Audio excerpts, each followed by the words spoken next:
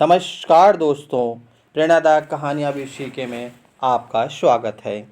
गणेश जी विघ्न विनाशक व जल्दी प्रसन्न होने वाले देवता हैं। अगर कोई सच्चे मन से गणेश जी की वंदना करता है तो गौरी नंदन तुरंत प्रसन्न होकर उसे आशीर्वाद प्रदान करते हैं।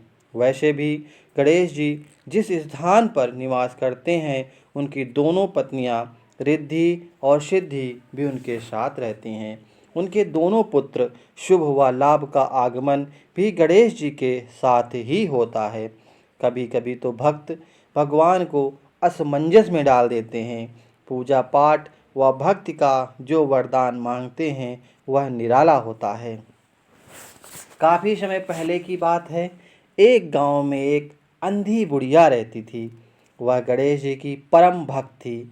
आँखों से भले ही दिखाई नहीं देता था, परंतु वह सुबह शाम गणेश जी की बंदगी में मगन रहती। नित्य गणेश जी की प्रतिमा के आगे बैठकर उनकी स्तुति करती, भजन करती, समाधि में लीन रहती। गणेश जी बुढ़िया की भक्ति से बड़े प्रसन्न हुए। उन्होंने सोचा, यह बुढ़िया नित्य हमारा स्मरण करती है, परंतु बदले में कभी कुछ नहीं मांगती। भक्ति का फल तो उसे मिलना ही चाहिए। ऐसा सोचकर गणेश जी एक दिन बुढ़िया के सम्मुख प्रकट हुए और बोले, तुम हमारी सच्ची भक्त हो, जो श्रद्धा व विश्वास से हमारा स्मरण करती हो। हम आपसे प्रसन्न हैं, अतः तुम जो वरदान चाहे हमसे मांग सकती हो। बुढ़िया बोली, प्रभु मैं तो आपकी भक्ति प्रेम भाव से करती हूँ, मांगने का तो मैंने कभी सोचा ही नहीं, मुझे कुछ नहीं चाहिए। गणेश जी पुनः बोले, हम वरदान देने के लिए आए हैं। बुढ़िया बोली, हे सर्वेश्वर, मुझे मांगना तो नहीं पता, अगर आप कहें तो मैं कल मांग लूँगी। तब तक मैं अपने बेटे व बहू से भी सलाह मशविरा कर लूँगी। गणेश जी कल आने का वादा करके वापस लौट गए। बुढ़िया का एक पुत्र था व बहू। बुढ़िया ने सारी बात उन्हें बताकर सलाह मांगी। बेटा बोला, माँ तुम गणेश जी से ढेर सारा पैसा मांग लो, तुम्हारी गरीबी दूर हो जाएगी, सब सुख चैन से रहेंगे। बुढ़िया की बहू बोली, नहीं, आप एक सुंदर पोते का वरदान मांगे, वंश को आगे बढ़ाने वाला भी तो चाहिए। बुढ़िया बेटे और बहू की बातें सुनकर असमंजस में पड़ गए। उसने सोचा, यह दोनों तो अपने अपने मतलब की बातें कर रहे हैं। बुढ़िया ने पड़ोसियों से सलाह लेने का मन बनाया। पड़ोसन भी नेक दिल थी। उसने बुढ़िया को समझाया, तुम्हारी सारी जिंदगी दुखी में कटी, आप जो थोड़ा जीवन बचा है वह तो सुख से व्यतीत हो जाए। धन अथवा पोते का तुम क्या करोगी? अगर तुम्हारी आंखें ही नहीं हैं तो सांसारिक वस्तु भी तुम्हारे लिए व्यर्थ है। अतः तुम अपने लिए दोनों आंखें मांग लो। बुढ़िया घर लौट आई और भी सोच में पड़ गई। उसने सोचा, कुछ ऐसा मांग लें जिससे मेरा बहू व बेटे सबका भला हो। लेकिन ऐसा क्या हो सकता है? इसी उधेड़ बुन में सारा दिन व्यतीत हो गया।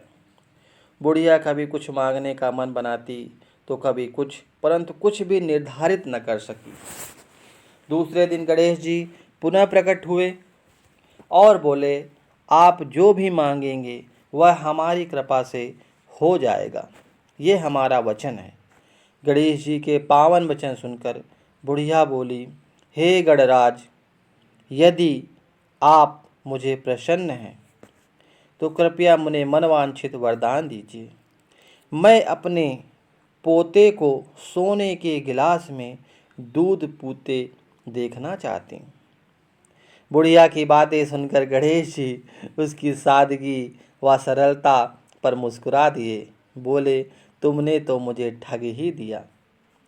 मैंने तुम्हें एक वरदान मांगने के लिए बोला था, परंतु तुमने तो एक वरदान में ही सब कुछ मांग लिया। तुमने अपने लिए लंबी उम्र व दोनों आंखें मांग ली, बेटे के लिए धन व बहू के लिए पोता भी मांग लिया। पोता होगा, ढेर सारा पैसा होगा, तभी तो वह सोने के गिलास में दूध पिएगा। पोते को देखने के लिए तुम जिंदा रहोगी, तभी तो देख पाओगी। अब देखने के लिए 2 आंखें भी देनी पड़ेंगी।